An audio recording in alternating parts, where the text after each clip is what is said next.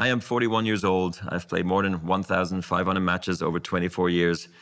Tennis has treated me more generously than I ever would have dreamt, and now I must recognize when it is time to end my competitive career. The Laver Cup next week in London will be my final ATP event. I will play more tennis in the future, of course, but just not in Grand Slams or on the tour. This is a bittersweet decision. Stupeur et tremblement sur la planète tennis. Dans un communiqué en milieu de jeudi après-midi, Roger Federer annonce que la Laver Cup du 23 au 25 septembre sera son dernier tournoi. Il ne jouera plus jamais en Grand Chelem, ni jamais sur le circuit ATP. Roger Federer annonce donc sa retraite. Allez, on en parle tout de suite.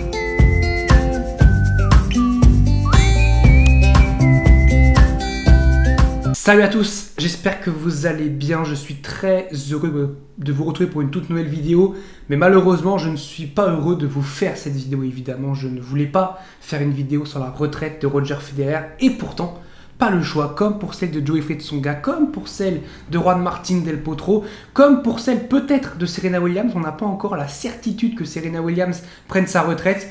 Roger Federer a annoncé que la Laver Cup serait son dernier tournoi, qui d'ailleurs n'est même pas un tournoi, qui est une exhibition, je rappelle, mais ce sera la plus belle exhibition du monde. Là, franchement, on ne peut pas dire autre chose parce que là, voilà, il y aura les 4 fantastiques, il y aura Djokovic, il y aura Nadal, il y aura Andy Murray, puis il y aura la dernière de Roger Federer. Alors, voir Roger Federer terminer comme ça, moi, je trouve ça vraiment dommage. Honnêtement, je trouve ça gâche un petit peu. J'aurais aimé le voir terminer à Bâle, à Wimbledon, à Halle. Quelque part comme ça, ouais, à Halle, ça aurait été sympa. À Bâle, c'est en fin d'année, c'est en novembre, c'est chez lui, c'est ses terres. Il a remporté, je crois, 10 fois Bâle. Donc ça aurait été symbolique. Là, je trouve, ça ternit un petit peu, malheureusement, le spectacle de terminer à la Laver Cup. Mais bon, comme c'est lui un petit peu qui a créé, c'est même lui qui a créé ce projet, cette exhibition, cette grande exhibition. C'est lui qui a créé ce projet, inspiré évidemment de la Ryder Cup en golf. Et donc, évidemment, il termine là-dessus pour montrer voilà, que son projet, pour lui, ça compte énormément. Roger Federer, alors il y a évidemment 40 milliards de choses à dire sur Roger Federer. Je ne sais même pas combien on peut en dire, évidemment. Je vais retenir déjà juste ces grands chelems. Pour moi, les matchs, dans ces grands chelems, les matchs les plus marquants, dans chaque grand chelem de Roger Federer, on peut dire victoire comme défaite, parce qu'évidemment, une légende, c'est faite de victoires, mais aussi de défaites. Il faut des victoires légendaires, mais aussi des défaites exceptionnelles, des défaites légendaires, et Dieu sait qu'il y en a pour Roger Federer. Et on va commencer avec son grand chelem le plus prolifique, évidemment, là où il a le plus brillé, là où il a été le plus étincelant, là où sa grâce, justement, pour pas faire de jeu de mots, nous étincelait le plus, c'est Wimbledon. 8 fois vainqueur de Wimbledon, notamment Roger Federer, une fois de plus que Novak Djokovic, 6 fois de plus que Rafael Nadal. Il a remporté moins que Martina Navratilova, mais je crois que chez les hommes, c'est le record. Il a remporté plus que Pete Sampras. Roger Federer de 2003 à 2017, c'est donc 8 Wimbledon, 2003, 2004, 2005, 2006, 2007. C'est une hégémonie de Roger Federer contre Philippe Oussis en finale. Andy Roddick en 2004, en 2005, on y reviendra justement sur Andy Roddick. Il perd face à Rafael Nadal, une finale légendaire. Voilà une défaite légendaire, une première défaite légendaire peut-être de Roger Federer. C'est Wimbledon 2008 où il y a un match de psychopathe contre Rafael Nadal. Il revient de 2 manches à rien, il revient à 2 manches partout, il sauve 2 balles de match dans un tie-break du 4e set de folie. Il y a la pluie qui interrompt le match 2 fois. Il interrompt même le match par 3-2 dans le 5e set et du coup à ce moment-là, Nadal réussit à re-switcher pour repasser devant et aller chercher ce match. Là, il y avait une anecdote aussi, c'est Nadal.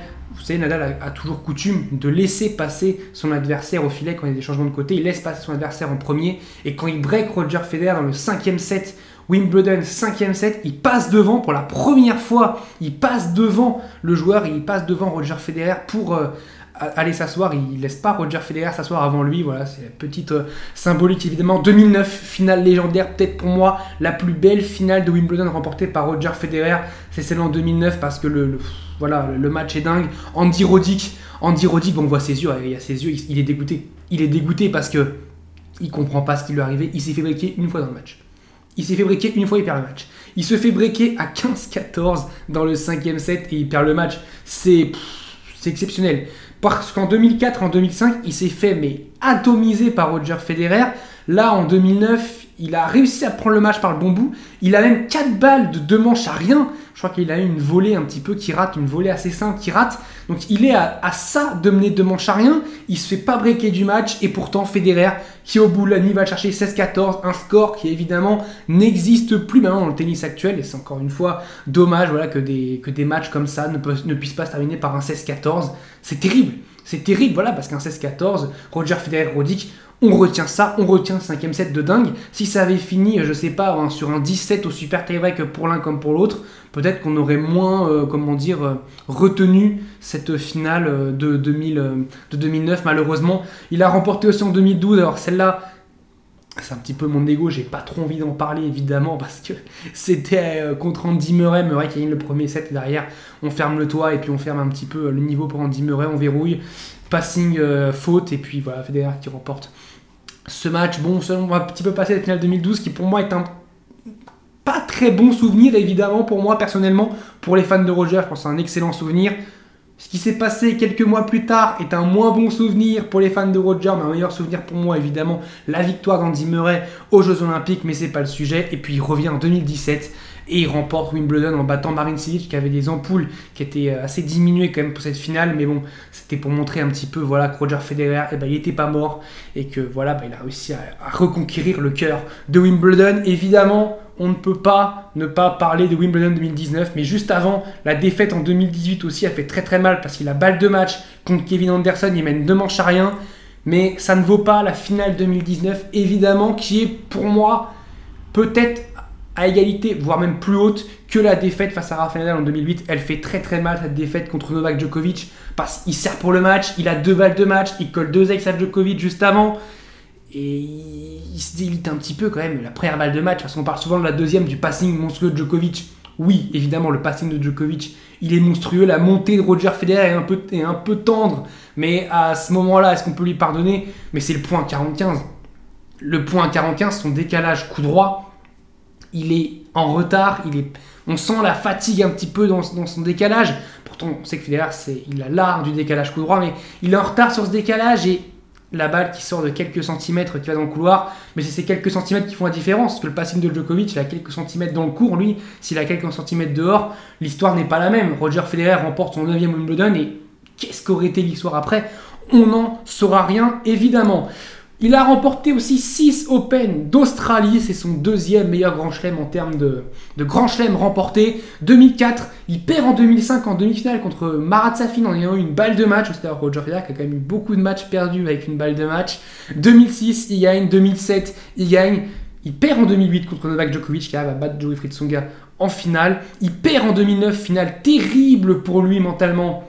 Face à Rafael Nadal, il n'arrivait plus à ce moment-là à battre Rafael Nadal, il n'avait plus la solution, plus la clé pour aller chercher l'Espagnol. C'était vraiment terrible pour lui. Les larmes de Roger à la fin en 2009, mais les larmes d'Andy Murray aussi en 2010, où Roger réussit à aller rechercher, reconquérir l'Open d'Australie. Les larmes d'Andy Murray, évidemment, pour l'Open d'Australie 2010, où il avait dit, après, je me souviendrai toute ma vie, il avait dit « Je peux pleurer comme Roger, mais je ne pourrai malheureusement jamais jouer comme lui. » Et oui, Roger Federer, c'est l'art de Roger Federer. On peut gagner un match en jouant moche, sauf Roger Federer, lui gagne des matchs en jouant beau. Il a après mis très très longtemps avant d'aller remporter un nouvel Open d'Australie. Et c'est le moment où on s'y attendait le moins. 6 mois de blessure en 2016. Et cette finale 2017 qui est peut-être pour moi le meilleur souvenir que j'ai de Roger Federer. Cette finale contre Rafael Nadal qui est un chef-d'œuvre. Allez sur YouTube, vous pouvez la voir, même si ça dure ça dure plus de 4h30. Allez la voir, honnêtement. Allez la voir parce que c'est exceptionnel. C'est un chef-d'œuvre de tennis. Les points sont monstrueux. S'il y a un point à voir, c'est évidemment celui à 4-3 dans le 5e 40A où il joue au ping-pong. Clairement, c'est du ping-pong. Ça fait ping, ping, ping, ping, ping, ping. Ça va super vite. C'est exceptionnel. Une finale d'anthologie parce que personne ne voyait Rafael Nadal et Roger Federer aller en finale de l'Open d'Australie. Personne. Et ils nous ont sorti un match de psychopathe. Mais même le tournoi en entier de Roger Federer est exceptionnel parce qu'évidemment cette finale, on s'en souvient, cette finale est exceptionnelle, mais la demi qui fait contre Wawrinka en 5-7, il y a le 8e contre Kei Nishikori aussi qui est en 5-7, il y a ce match face à Berdych au 3e tour où il écrase Berdych. Voilà, Roger Federer, cet Open Australie, il est exceptionnel. Celui en 2018 est un petit peu moins flamboyant, mais il va aller le chercher. C'est son dernier grand chelem à ce jour et ce sera du coup son dernier grand chelem dans sa carrière pour Roger Federer, où il bat Marin Cilic en finale, une finale un petit peu hachée, un 5-7 un peu bizarre. Si on ne sait pas, Roger Federer qui est largement devant. Après, il laisse Cilic revenir dans le match, il se met à très bien jouer et il est au bord de la rupture dans le cinquième. Federer, il va après aller chercher le cinquième set. Il s'en sort, il ne remportera plus jamais un grand chelem. L'US Open, c'est assez bizarre parce que c'est le grand chelem où il a réussi à faire une série de 5 victoires consécutives et en même temps, c'est le plus vieux grand chelem, c'est-à-dire que c'est le grand chelem où il a gagné le plus tôt. Il n'a plus jamais gagné l'US Open à partir de 2008. 2008, ça fait quand même 14 ans que Federer n'a plus remporté l'US Open et ça va augmenter à chaque année maintenant. 2004, 2005, 2006, 2007, 2008. Il prend tout ça et depuis, il n'a plus rien pris. Alors j'étais un peu jeune à ce moment-là, je vous avoue, j'ai pas trop de souvenirs de ces finales. 2008, je sais qu'il bat Andy Murray. Merci Roger. 2007, il bat Novak Djokovic. J'avoue que 2006, 2005, 2004, j'ai pas le souvenir de qui il bat. Je suis vraiment désolé, c'est vraiment, c'est très, comment dire, c'est pas vraiment dans ma mémoire. Ce que je me souviens, c'est la finale 2009 où il perd contre Del Potro, qui a été exceptionnel en 5-7. Et évidemment, peut-être les plus grands regrets, de Roger Federer. Et d'ailleurs, je pense que les deux matchs dont je vais parler ont fait le Wimbledon 2019. C'est cet US Open 2010 et surtout cet US Open 2011. Parce que l'US Open 2010, Djokovic sauve 2 balles de match, mais sur son service. Donc on peut lui accorder le bénéfice du doute. Là, l'US Open 2011, il mène 2-7-0, il mène 5-3 dans le cinquième, il mène 40-15 et il y a évidemment ce retour mythique que tout le monde connaît de Novak Djokovic en coup droit, ce retour mythique de Novak Djokovic qui va plier les espoirs de Roger Federer et surtout doucher les espoirs du public d'avoir un Federer en finale ou n'importe où, parce qu'il n'y a pas eu de Federer-Nadal, il n'y en a eu aucun à Flushing Meadows, il n'y en aura jamais. C'est dingue de se dire que sur un grand chelem comme ça, il n'y a jamais eu de Nadal-Federer, alors pourtant leur époque où il était exceptionnel, en 2011 aurait pu être en finale, 2008, 2009 et voilà. Malheureusement, ça s'est joué à chaque fois à quelques détails, à un point. À un point en 2010, à un point en 2011. Ça s'est joué sur les détails évidemment. Et le dernier grand chelem, alors l'image dont je me souviens de ce dernier grand chelem, c'est alors le titre évidemment qui est exceptionnel à Roland Garros, mais surtout aussi pour moi, il faut que j'en parle, sa demi-finale 2011. Elle est divine. Elle est divine. La demi-finale 2011 face à Novak Djokovic est peut-être l'une des meilleures demi-finales de l'histoire. Alors, dommage qu'elle ne fasse que 4-7 entre guillemets. Mais de toute façon, s'il y avait eu un 5e set, ce serait joué le lendemain parce qu'il commençait à faire nuit. Il n'y avait pas encore l'éclairage à Roland Garros à cette époque, on rappelle. Face à Novak Djokovic qui n'avait pas perdu un seul match depuis le début de la saison. Il avait tout raflé, il avait pris l'Open d'Australie, il avait pris Indian Wells, il avait pris Miami, il avait je crois pris 1 ou 2 Master 1000 sur terre battue. En tout cas il n'avait pas perdu un seul match, je crois qu'il arrivait avec 42 victoires, 0 défaite. Et il arrive, Roger Federer qui va lui casser cette série évidemment. Et puis Roger Federer qui jouait très très bien, qui avait même une très très belle finale contre Nadal. Dommage qu'il n'ait pas saisi un petit peu les moments importants, les moments clés du match parce qu'il était devant. Le premier set, il est devant dans la finale face à Rafael Nadal. Il va la perdre malheureusement. Roland Garros, c'est évidemment l'histoire d'un joueur qui galère pour aller gagner Roland Garros, qui se fait surtout à chaque fois écraser ou pas par Rafael Nadal, mais qui s'est toujours battu par Rafael Nadal. 2005, il perd face à Nadal en demi-finale. 2006, il perd face à Nadal en finale. Peut-être la finale, il a plus de regrets. Il prend 600 en premier. Et après, il n'arrive plus à gagner un set. 2007, il perd aussi en finale contre Rafael Nadal. 2008, là, c'est la défaite qui fait très très mal, évidemment, où il se fait pulvériser 6-1, 6-3, 6-0. Pulvériser Roger par Rafael Nadal. 2009, enfin, Nadal perd à Roland Garros, enfin, c'est la délivrance pour lui. Mais non, parce que Tomias va mener 2-7-0, balle de break. Et il va réussir à s'en sortir miraculeusement. Il va battre Gaël Monfils après en quart de finale. Il va battre Juan Martín del Potro qui était né 2-7-1 en demi-finale et aller chercher cette finale contre Darling qui était peut-être l'un des matchs les plus faciles à partir de la défaite de Rafael Nadal. Mais à partir de la défaite de Rafael Nadal, imaginez la pression de Roger Federer qui se disait mais c'est maintenant que je vais chercher Roland Garros, sinon c'est fini, j'aurai aucune chance dans ma vie d'aller remporter Roland Garros. Il a eu bien raison parce qu'en 2010 il perd contre Soderling, c'est un peu la revanche de Soderling qui le bat et qui perd après contre Nadal en finale. 2011 il fait cette demi de ouf contre Djokovic, mais il n'arrive pas à concrétiser parce que derrière, malheureusement pour lui, c'est Rafael Nadal. Quelle surprise! Voilà, et après il n'a plus vraiment eu d'occasion d'aller remporter Roland Garros. Aussi en 2013 il perd sur Joe Wilfried Tsonga. 2015, il perd sur Stan Wawrinka. 2014, il perd sur Ernest Gulbis. On sentait que ça commençait un petit peu à baisser. Il y a eu évidemment aussi pour Roger Federer ce parcours en 2019 à Roland Garros qui était absolument dingue. Il avait fait 3 ans sans Roland Garros. C'était une défaite face à Stan Wawrinka justement en 2015.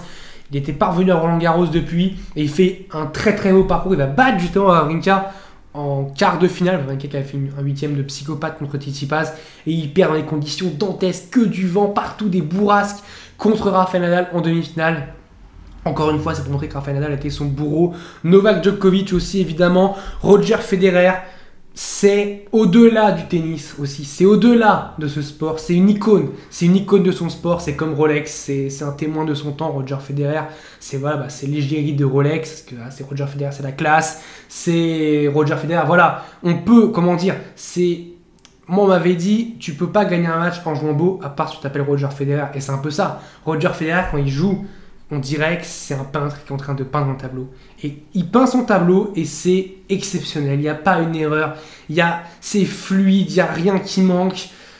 Alors peut-être que oui, peut-être qu'on en parlera, on va pas faire le débat, mais peut-être qu'il est moins bon tennistiquement que Nadal et que Djokovic. Mais c'est beau quand même. Roger Federer, honnêtement, on peut s'asseoir pour prendre un café et regarder Roger Federer, parce que c'est magnifique. On peut s'asseoir devant un Roger Federer, Mikhail Kukushkin. Est-ce qu'on peut s'asseoir devant un Rafael Nadal, Kukushkin? Je sais pas. Est-ce qu'on peut s'asseoir devant un Novak Djokovic, Kukushkin? Je sais pas. Devant un Federer? On peut, parce que si Roger Federer, on sera là pour voir Roger Federer. On sait que Djokovic et Nadal passeront facilement et qu'on les verra après sur les tours d'après. Roger Federer, on a besoin de le voir parce que c'est Roger Federer. Et malheureusement, on ne le verra plus. Je sais pas combien de matchs il va jouer à la Lever Cup. J'espère qu'il jouera un double avec Rafael Nadal. Ça me paraît, je pense, dans les petits papiers. J'espère que le simple qu'il jouera, il ne se fera pas trop défoncer. J'espère pas non plus qu'il mette 6-0, 6-0, parce que dans ce cas-là, ça veut dire qu'en face, c'est-à-dire que le niveau, c'est quand même assez ridicule. Roger Federer, s'il dit qu'il peut pas revenir, c'est clairement, il sait qu'il n'a plus le niveau pour venir. J'espère juste qu'il ne sera pas ridicule, un peu comme Del Potro qui s'est un petit peu éteint à Buenos Aires face à Del Bonis. Il sera un peu comme Tsonga. La fin de Tsonga était magnifique. La fin de Gilou, elle n'est pas encore là, mais la fin de Gilou à Roland Garros, c'était magnifique. En tout cas, voilà, dites-moi vous ce que vous pensez de Roger Federer, votre meilleur souvenir de Roger Federer, ce que vous avez sur le cœur sur Roger Federer. Si, voilà, au-delà de, du débat du GOAT, parce que ça m'intéresse pas, honnêtement, ça m'intéresse pas aujourd'hui de faire le débat du GOAT, de dire qui est le meilleur entre Djokovic, Nadal, Federer.